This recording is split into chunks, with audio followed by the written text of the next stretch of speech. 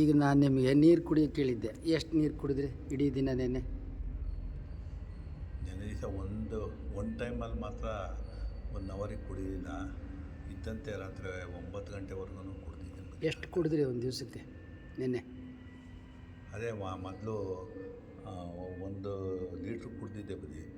ಮುಖ್ಯವಾಗಿ ಇವತ್ತು ನೀರನ್ನು ನಾನು ಎಷ್ಟು ಗ್ಲಾಸ್ ಕುಡಿದೆ ಅದನ್ನು ಸ್ಪಷ್ಟವಾಗಿ ಹೇಳಬೇಕು ಮತ್ತು ಫಾಲೋ ಮಾಡಬೇಕು.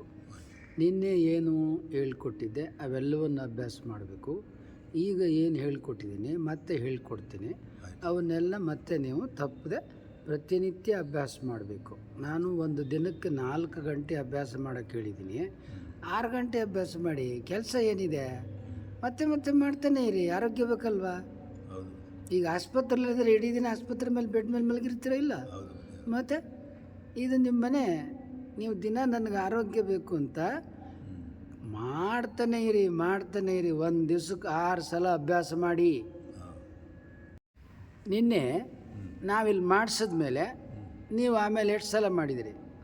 ನಾವು ನಿನ್ನೆ 3 ಸಲ ಮಾಡಿದ್ದೀವಿ. ಯಾವಾಗ?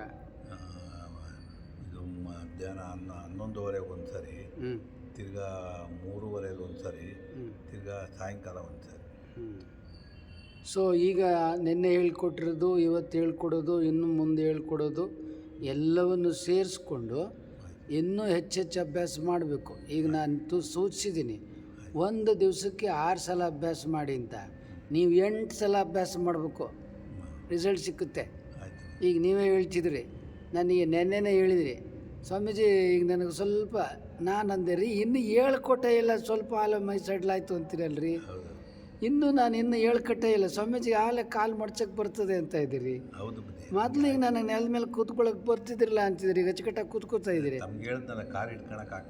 ಈಗ ಈ ರೀತಿ ನಿಮ್ಗೆ ಅಚ್ಚುಕಟ್ಟಾಗಿ ಕೂತ್ಕೊಳ್ಳೋಕೆ ಬರ್ತಿತ್ತಾ? ಈಗ ನೋಡಿ ಎಷ್ಟು ಅಚ್ಚುಕಟ್ಟಾಗಿ ಕೂತಿದ್ದೀರಿ, ಎಲ್ಲರಂಗೆ ಕೂತಿದ್ದೀರಿ. ಸಾಮಾನ್ಯರು ಎಲ್ಲರೂ ಹೇಗೆ ಕೂತ್ಕೊಳ್ತಾರೆ ಯಾಕೆ ಕೂತ್ಕೊಂಡಿದ್ದೀರಿ? ಕೂತ್ಕೊಳ್ಳೋಕ್ಕೆ ಆಗ್ತಿದ್ದಿಲ್ಲ ನೋಡಿ ಎಷ್ಟು ಚೆನ್ನಾಗಿ ಕೂತ್ಕೊಂಡಿದ್ದೀರಿ, ಗೊತ್ತೈತಲ್ಲ. ಅದರಿಂದ ನಾನು ಏನು ಹೇಳ್ಕೊಟ್ಟಿದ್ದೀನಿ, ಚಾಚು ತಪ್ಪದೆ ಒಂದು ದಿನಕ್ಕೆ 6 ಸಲ ಅಲ್ಲ 8 ಸಲ ಮಾಡಿ. ಮತ್ತು ನಾನು ಇಲ್ಲೇ ನಿಮ್ಮ ಕೈಲಿ ಮಾತಾಡಿಸ್ಬೇಕು. ಇನ್ನು 8 ದಿವಸ ಐತೆ, ಏನು ಉಪಯೋಗ ಆಗಿದೆ ಚಡಕ್ಸೇರಿಯವ್ರಿಗೆ ಅಂತೇಳಿ ನಾನು ಮೈಕಲ್ಲಿ ನಿಮ್ಮ ಕೈಲಿ ಮಾತಾಡಿಸ್ತೀನಿ. ಆದ್ದರಿಂದ ನೀವು ದಿವಸಕ್ಕೆ 8 ಸಲ ಅಭ್ಯಾಸ ಮಾಡಿ, ಗೊತ್ತಾಯ್ತಾ? ನೀರು ಅಷ್ಟೇ ನಾನು ಹೇಳ್ದಂಗೆ ಕುಡೀರಿ. ಏನೇನು ಊಟ ಮಾಡ್ತೀರಿ? ನಾವು ಬೆಳಗ್ಗೆ ತಿಂಡಿ ಏನು? ಉಪ್ಪಿಟ್ಟು,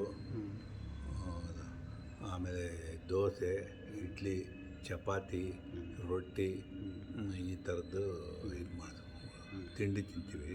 ಮಧ್ಯಾಹ್ನ ಊಟ ಮುದ್ದೆ, ಸ್ವಲ್ಪ ಅನ್ನ, ರಾತ್ರಿ 1-2 ಚಪಾತಿ, ರೊಟ್ಟಿ, ಏನಿರುತ್ತೆ 2-1. ಸೊಪ್ಪಿನ ಪಲ್ಯ ತಿಂತೀರಾ? ಸೊಪ್ಪಿನ ಪಲ್ಯ ಎಷ್ಟು ತಿಂತೀರಿ? ಸೊಪ್ಪಿನ ಸಾರು ತಿಂತೀವಿ. ಸೊಪ್ಪಿನ ಪಲ್ಯ ದಿವಸ ತಿನ್ನಲ್ಲ ಬುದ್ಧಿ. ಸೊಪ್ಪಿಗೆ ಏನು ಹಾಕ್ಕೊಂಡು ಅಡುಗೆ ಮಾಡ್ತೀರಿ? ಅದು ಅದೇ ಒಂದು ಸ್ವಲ್ಪ ಒಗ್ಗರಣೆ ಹಾಕ್ತಾರೆ ಸುಮ್ಮನೆ. ಅಲ್ಲ, ಕಾಳು ಬೇಳೆ ಏನು ಹಾಕಲ್ಲ? ಇಲ್ಲ, ಏನೂ ಹಾಕಲ್ಲ. ಅದು ಬೇರೆ ಸಾಂಬಾರು ಮಾಡಿದಾಗ ಒಂದು ಕೆಲಸ ಮಾಡಿ, ಸೊಪ್ಪು ಈಗ ಏನೇನು ಸೊಪ್ಪು ಸಿಗ್ತದೆ ತಗೋಬನ್ನಿ. ಸಬ್ಬಸಿಗೆ ಇರ್ಬೋದು, ಅಂಗನ ಸೊಪ್ಪು, ಕೀರು, ದಂಟು, ಹಿಂಗೆ ಏನೇ ಇರ್ತಾವಲ್ಲ, ಒಂದೊಂದು ದಿವಸ ಒಂದೊಂದು ಐಟಮ್. ಅದು ಜಾಸ್ತಿ ಪಾಲಕ್ ತರಬೇಡಿ.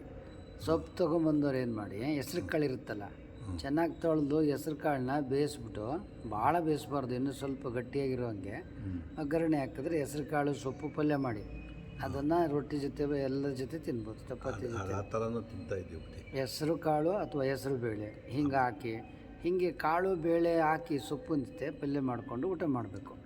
ಸೊ ಹಂಗೆ ಊಟ ಮಾಡಬೇಕಾದ್ರೆ ಮೆಣಸಿನ್ಕಾಯಿ ಎಷ್ಟು ಹಾಕ್ತೀರಿ ಪಲ್ಯಕ್ಕೆ?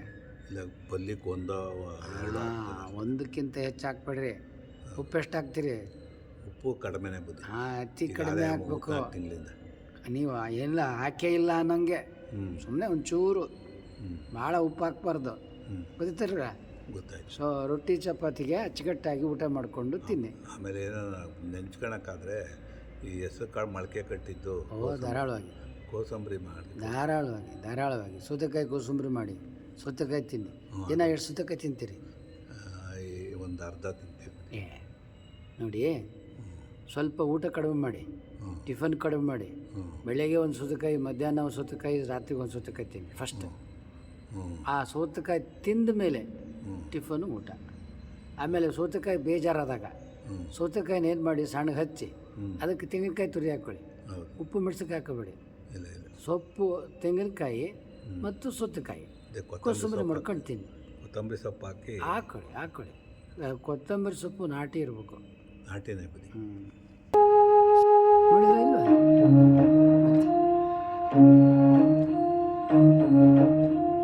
130 kg. ನಿಮ್ಗೆ ಆಶ್ಚರ್ಯ ಆಗುತ್ತಲ್ಲ?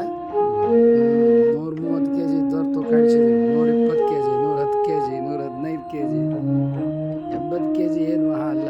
ಆದರೆ ನಾವೇನು ಹೇಳ್ಕೊಟ್ಟಿರ್ತೀವಿ ಆ ಥರ ಅಭ್ಯಾಸ ಮಾಡಿ, ಉಸಿರಾಟ ಮಾಡಿ, 6 ಸಲ ಉಸಿರಾಟ ಮಾಡಿ. ನಿಧಾನವಾಗಿ ಉಸಿರು ತಗೊಳ್ಳಿ, ನಿಧಾನವಾಗಿ ಉಸಿರು ಬಿಡಿ.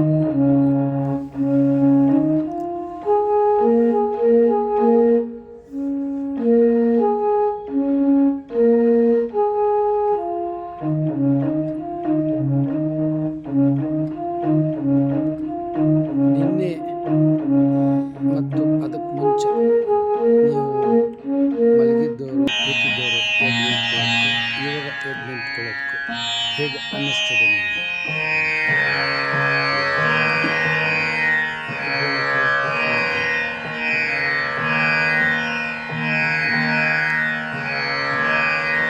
ಏನು ತೊಂದರೆ ಆಗಲ್ಲ ಅಂತ ಅನಿಸಲ್ಲ?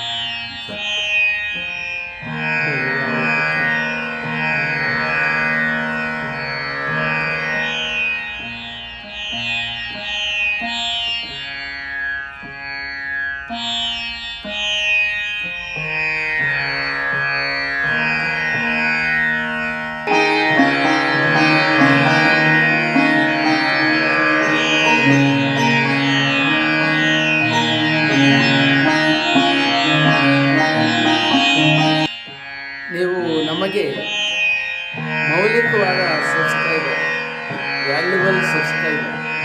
ನೀವು ಆಗಲೇ ಸಬ್ಸ್ಕ್ರೈಬ್ ಮಾಡಿರ್ಬೋದು. ಮಾಡಿದ್ದೆ ಹೋದರೆ ಸಬ್ಸ್ಕ್ರೈಬ್ ಮಾಡಿ, ಲೈಕ್ ಮಾಡಿ. ಅಲ್ಲಿ ಬೆಲ್ ಬಟನ್ ಬರುತ್ತೆ.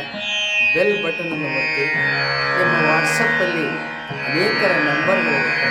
ಕನಿಷ್ಠ 10 ಜನಕ್ಕೆ ಈ ವಿಡಿಯೋಗಳನ್ನು ನೀವು ಕಳುಹಿಸಿ.